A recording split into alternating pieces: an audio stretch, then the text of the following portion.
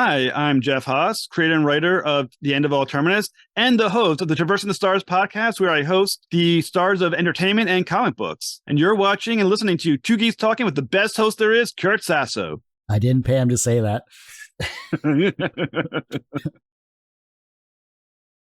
Good morning, afternoon, evening, everyone. Two Geeks Talking is an entertainment industry interview show where we interview the creative people from the comic, film, TV, movie, and video game industries. And of course, I'm your host, Kurt Sasso. We're joined today on this show with a very talented and creative individual. Actually, I shouldn't say he's been on the show in the past because this is his first time on the show. But you know his work, of course, from being the host of Traversing the Stars and a very talented individual as an interviewer. But he's joined today as a comic creator and writer for an amazing series called The End of All Things Terminus, joined today by Jeff Haas. How you doing today? You're very well. How about yourself? Doing good. For those that don't know anything about yourself, as a creative person, tell us who you are and what you're bringing to Two Geeks Talking. I'm a comic book writer. I have a couple of titles that some people may know. Nightmare Patrol, Malik Reigning Devil, Santa Claus. Now I'm doing The End of All Terminus. People may also know me as a publicist of a great indie group of people, which you can check my page. You'll know who they are. Traversing the Stars, I'm a podcast owner, publicist. So that's me in a nutshell. You got so many irons in the fire there. I don't know how you keep it all straight. I use my notes on my phone with every day I put on a list of things I have to get done that day. And one by one, I delete them off as I accomplish certain goals. I have to be, or I'll totally get lost. There's too much going on between that work. If I don't write it down, I'm totally going to get lost. Well, let's talk about more happy things then and more geeky things in that matter. Of course, I know you from being a host of Traversing the Stars and looked at your comic work as well too. But looking at The End of All Things Terminus, why is that an important story for you to write and get out there in the comic world? It just allows for so many different things I want to talk about. Questions of humanity, questions of different cultures and society. It's kind of like that epic in my head that it's been stirring for such a long time that I finally just want to get it out. And I want to be able to talk about all the things that I'm interested in. And this gives me a great opportunity as an allegory to share all those ideas on religion, culture, society, people, everything.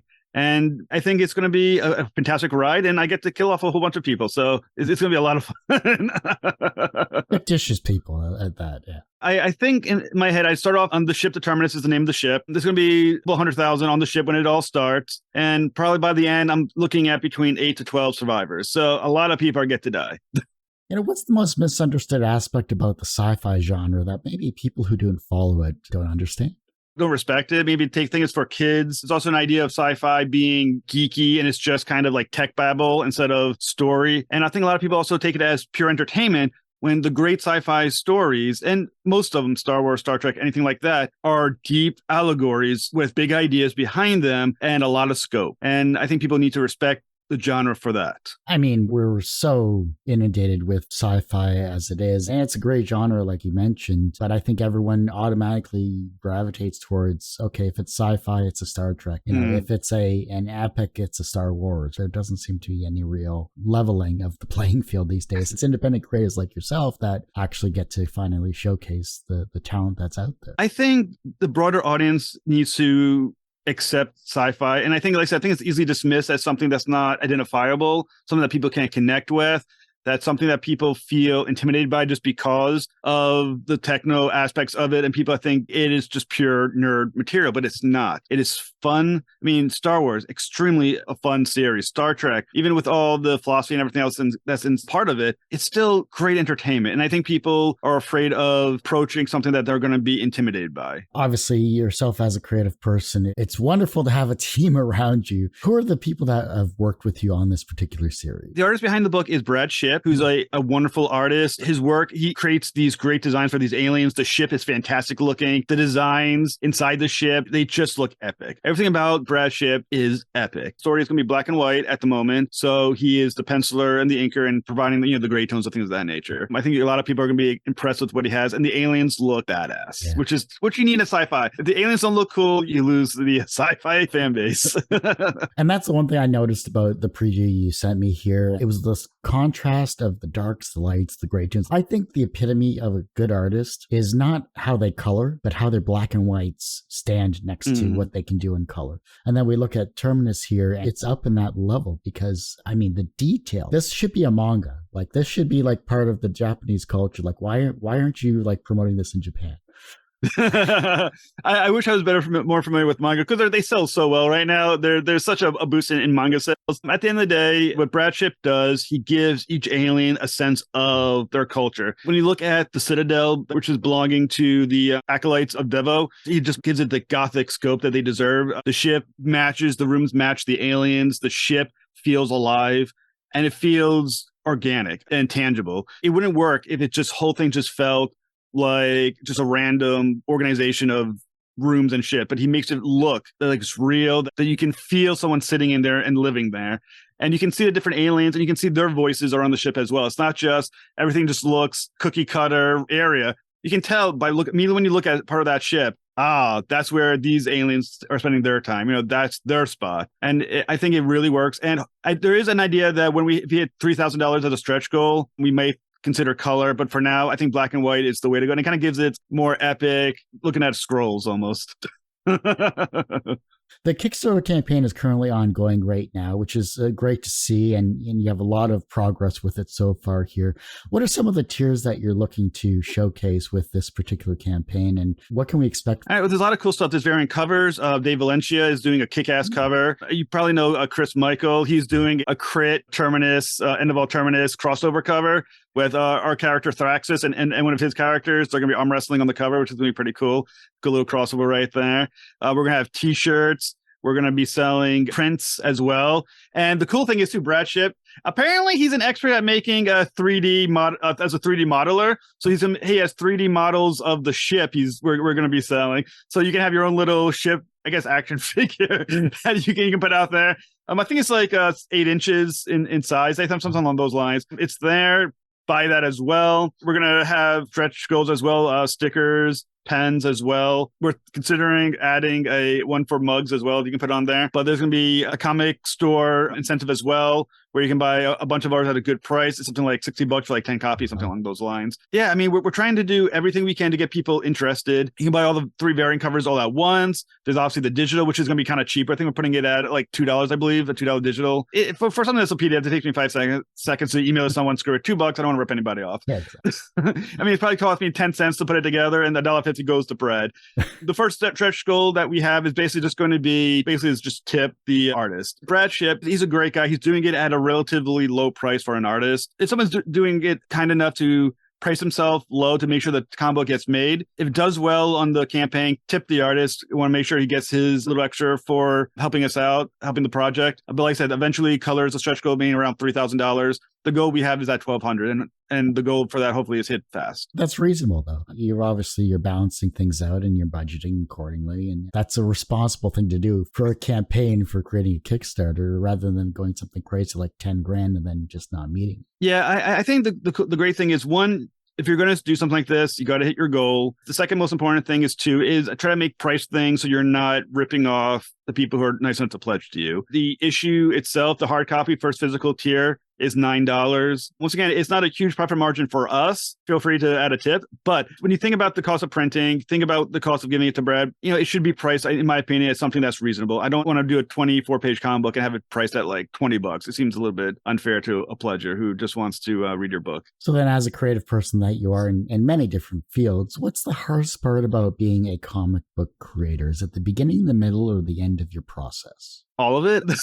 There's many difficult parts of being a comic book person. First off, the writing is hard. I think sometimes writers don't get the credit they deserve for the difficulty of their part of the job, but it's a hard thing. It's a lot of thought. It's a lot of stress, anxiety, trying to make sure everything works. Cast this large as well. It takes a lot of organization and a lot of plotting and planning. It's hard to get the word out there. There's a lot of noise online. A lot of people doing their Kickstarters, but tons of indie people out there. And it's great. It means we're in the golden age of indie comic books, but you're basically streaming into traffic and hoping that someone hears your voice at the same time someone's hearing the sound of everything else making their noises. You just gotta yell a little bit louder. There's patience. I mean, good art doesn't happen overnight. You can't be like, hey, I'm an indie guy paying you this, get it done in the next 2 weeks. It's not how it works. The artist needs time to produce at a good quality. You got to be patient. They also have their own lives, and you're not paying them enough to live full time off what you're paying them. I mean, I don't have that kind of cash. You got to be patient and let the artist give them time to produce the work. And you kind of have to sit back and trust the artist is going to get it done. Brad is great communication with me. I made that a lot easier. All of it's hard. I mean, then you're begging for money. You're pimping out yourself like, someone please buy my book. You're like a panhandler on the street corner begging for money. It's hard. It's a little humbling. It's part of the process of being indie. It'd be nice if DC wanted to add it to a Vertigo thing right now. So if they're listening, go right ahead. But the odds are I'm not getting a phone call from DC Vertigo going, or I guess it's Black Label now going, hey, we'll give you all this money, make our book. You know what I'm saying? So you got to do what you got to do. And it's part of the job is just to sell yourself as much as humanly possible, embarrass yourself if you have to, scream louder if you need to, and get your book sold. For the price of a cup of coffee, you too could support an independent comic creator. I'm thinking of just putting on the cover just me holding like a cup or one of those signs for like we'll write for money, and just have it out there from my on my Kickstarter page. But every indie person out there is basically a panhandler at this point. just have Sarah McLachlan's In the Arms of an Angel playing in the background as you're doing it. You should put that as the first 30 seconds of your Kickstarter video there as well too. As a $2,000 stretch goal, I will make a video of me holding my book with the sound of Sarah McLachlan's. I don't know if I get sued for that. I don't know if Kickstarter would allow it, but if it did, I'll make a TikTok video of me holding a sign saying, we'll work for money. And we'll play that in the background. I'll look as sad as puppy dog eyes as much as possible. $2,000 stretch goal. How about you do that? I'll do the voiceover for the commercial narration as well too. The fact that this comic is created and the fact that you're getting it out there is a wonderful start. Is this a one-shot or is this going to be a series? Like, what is your ultimate goal for this comic? I'm an ambitious person. This is going to be a long form series, one way or another, funded, not funded. I'm gonna do it. The question will be how long of a series it's going to be, and I don't want to go into quite those numbers yet. But if it does well, I have a relatively long series planned. If it doesn't, I have a shorter, long series planned. The end point of the story is already done. It's there. I know exactly how the story ends. And just to be a question of how much do I get to say before I get there? And I'm hoping, because I have a lot to say, and I'm just arrogant enough to think I have time to say it. So hopefully it's going to be a relatively long series, is my guess. What was an early experience where you learned that language had power? Ooh, that's a really good question right there. An interesting story, I guess, about a short story that I wrote back in the day. I've always loved to write. My father got me into writing. He's a writer. I'm a writer. It's kind of how it goes. It's in the bloodstream. And when I was in 8th grade, I was doing a lot of short stories, and it was time to write a Halloween story. I remember the teacher telling me, I believe in you to write something really scary. I believe you're going to do it. So I wrote a story, and apparently they were scared because they never handed it back to me, and it ended my permanent record. So language has power. You got to be careful what you write. I mean, at least you weren't called into the psychologist's office, right? I was, in fact. They did have me with the therapist. Basically, the story, I'll do a quick thing because it's not really about the story, but Let's go about the story real quick. I was in 8th grade, and I wrote a story about an 8th grader who was writing a story about someone who was murdering people. And it turned out that the writer had split personalities. One was the killer, and one was the writer. And the people who were murdered were the teacher and the parents. I ended up in the therapist. Luckily, this was pre-Columbine. So it wasn't like I was expelled. Yeah, no, there was definitely a talk. And I never, ever received the story back. I don't know where it is anymore. Everyone usually asks, what's the wisest piece of advice or what's the most bullshit piece of advice that you've ever received? But what is the second wisest piece of advice that you've received that has stuck with you in your varying careers? That's a good question as well. The best advice you can receive is if you want it, pursue it. Make sure all your energy is invested in the pursuit. Do never pursue something that when it fails, you think to yourself later, if I only tried harder. You know what I'm saying? If you're going to do it with all your energy, 100%. Don't screw around. Don't take it for granted. Just go for it. I think that's the best advice I can ever think of. If you're going to do it, 100% do it. What are 3 things in the past that you've accomplished that you are proud of? And what are 3 things in the future or present that you're looking forward to accomplish? I think I'm most proud of in the many different jobs. I must admit, I do take pride every time one of my clients hit their goals or break a record in either backers or in money. I take a pride on everyone that does it. I get enjoy a little bit of ownership with it and just feel good that I was able to help them out with that. For Traversing the Stars, every video that I post is a victory in my head. Made it one more video out there. You're a little bit further along. And then the world of comic books. I have a Vandy wall behind me. You can't tell because I have a picture there. And in the Vandy wall are all the comic books that I've worked on and published, and I put them up there with my name on there because I guess I'm an arrogant ass. Every completed comic book feels like an accomplishment. Santa Claus, the 2-issue miniseries, is an accomplishment. Nightmare Patrol, it's an accomplishment. Sanctus, some short stories that I've published. Malik Raining Devil. Every time one's done, it feels like you climb Mount Everest. You know what I'm saying? I feel good on every time one's done, and I feel pride in yourself, and you walk a little stronger. And even though when you walk down the street, no one actually knows who the hell you are, in your head you're like, I'm Jeff of Sanctus, and no one knows, no one cares. But to you, you care. For at least for the next 5 minutes, you care. Is there a comic that made you feel the way you hope readers of your work feel after reading, say, Terminus? I would say there's 2 comic books that really had a big impact. Oh, there's 3 actually that had a big impact on me at different stages. When I was a little kid, there's a issue of Justice League of America. I'm trying to remember which issue it is. It's somewhere on my wall. I can't remember the number. There's certain panels that I just remember loving. It was the one with Firestorm. There's one with Red Tornado when he's flying towards the helicopter. This was Jerry Conway who wrote the issue. I read it so many times. I think that the pages got like torn apart. I lost the cover, missed some pages on it. I mean, I still have the comic book, but it's not complete. That one, the one that's autographed, I bought a new one just to get the autograph. That one stuck in my memory so much, and the characters just embedded themselves in my brain. Then later on, there was a comic book called Extreme Sacrifice from back in the old days with Rob Liefeld and Image. I read that series so many times, and I was so impressed with it. The last 2 issues where they had like these Bible verses in it as well, even though, I'm not religious, but I like the Bible verses. Gave me the sense of what a comic book could be and the kind of scope you can put in and the history you can put in there. And then there's Neil Gaiman and Sandman, which, once again, I mean, every time you see Neil Gaiman, you should just be like, Neil Gaiman. And, he's like the patron saint of all great writing, in my opinion. And if you're going to try writing anything, if you can try to hit 1% of 1% of what Neil Gaiman did in Sandman, you've accomplished something in your lifetime. So my goal, reach the 1% of 1% quality of Neil Gaiman Sandman and feel good about it. I mean, you got the epic scope, great characters, great writing. And much like Terminus, when he talked about writing Sandman, he said, the great thing he had about Sandman is that anything he was in the mood to talk about, he could talk about in Sandman. And that for that day, that would be what he would talk about in the story. Terminus was this long form. Give me the same thing. What am I thinking about? What do I want to talk about? What ideas do I want to share? And Terminus allows me to do it because I have enough time in my head to tell all this part of the story. Everyone has one person that inspired them on their path to where they are today. Who was that for you? My father. I wouldn't be a writer if my father wasn't a writer. I still remember playing in the family room with my toys and watching my father type away at the computer. Back in the old days, it was like those old school black background, green text, type computers. And watching him on the computer thinking and agonizing over the words and sentences like that. I thought to myself, I want to do that. I don't know. It looked painful, but I wanted to do it anyway. So I would say my father was the inspiration to become a writer. From a professional standpoint, you are a multi-talented and successful not only comic book writer, but host and PR person as well, too. So you're professionally successful in many different areas. Do you consider yourself personally successful?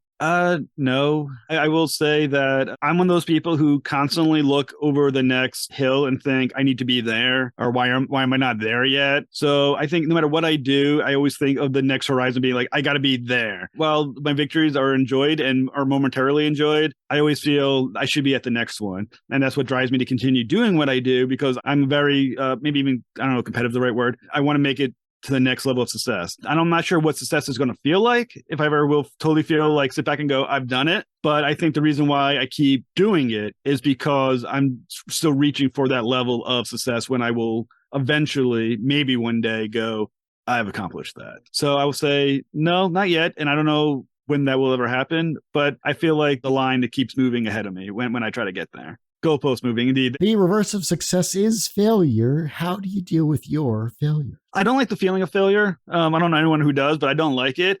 And the only way to stop feeling like you're a failure is to keep moving again. When I do fail, and I failed a few times, or more than a few times, but whatever, sit back for a minute, brush myself off, and immediately dive back in. The moment you dive back into the thing, you stop feeling a failure because now you're moving forward yet again. So I think the best way to deal with failure is to just keep moving forward, keep stepping forward. It's like fighting against a hurricane. The hurricane of failure is coming at you because most of like baseball, you fail more, you're going to succeed. Keep stepping forward, little by little, step by step, and you fight it back. And that's the best way to overcome failure, is just to keep moving forward. That's a new one. I like that. That's a good phrasing, actually. I like that. Thank you. The younger generation is looking at your work and they're becoming inspired to be creative in their own way, whether it's as a comic writer or a host of a show or whatever the case may be. And the fact that you have the younger generation with you looking up to you as it is, then Hopefully you're inspiring them in some way, shape, or form. How can they inspire the generation that follows them? The key to inspiration is just doing it. Lead by example. I don't know if anyone is literally looking up to me, but if they are, cool. Thank you. Whatever. But the best thing to do is just model success by being successful, by keep trying. If anyone ever does look at me 5, 10, 15 years ago, anything I've ever accomplished, hopefully the main thought they have is he kept going. He kept moving forward. So what's the best thing for them to do? Keep moving forward, model effort, model dedication, a model principle, and hopefully the next generation then looks at you, and then hopefully it snowballs. You're hopefully the voice of another generation that's working even harder, pushing even further, and are even more ideal with principle than the ones that came before. And in my opinion, that's the best way to hopefully be a good model of being a living person. If your life was a comic book or a show, what would its title be? And what would its soundtrack be? I think it would be he tried.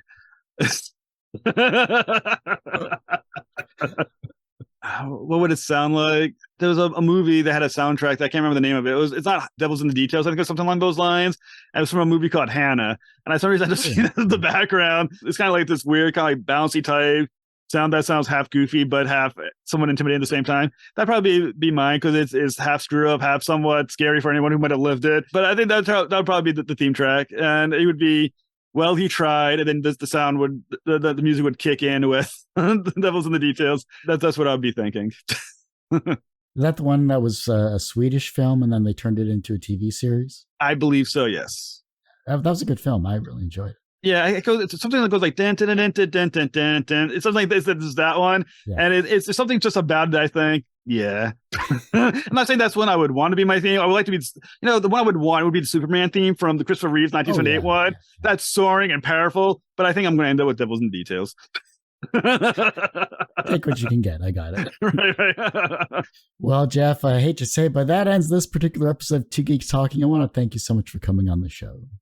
Oh, it was totally my pleasure. Thank you so much. And see you again, I guess, is in March. Join us, I think it's March 28th. Yeah, March, and then we'll have a follow-up in June as well, too. Indeed. Before I let you go, where can we find you? How can we support you? Of course, where can we find the Kickstarter campaign online right now? All right, there's a lot of ways to support me. Give me your money. No, you can follow me on Twitter at Terminus Comic, at Terminus Comic. You can find me on Facebook under Terminus.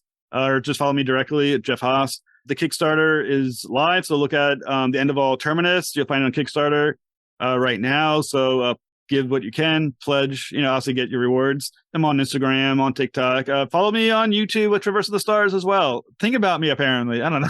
Just do whatever you can to help me out, and I appreciate it. And if I haven't said thank you, assume that I meant it. Well, like I said, that ends this particular episode of Two Geeks Talking. You could, of course, find this interview and 1,000+ others literally on our website, tgtmedia.com or twogeekstalking.com. That's the word two, not the number two. Of course, our YouTube channel, it's a lot more updated than our website, which is youtube.com/c/TGT Media.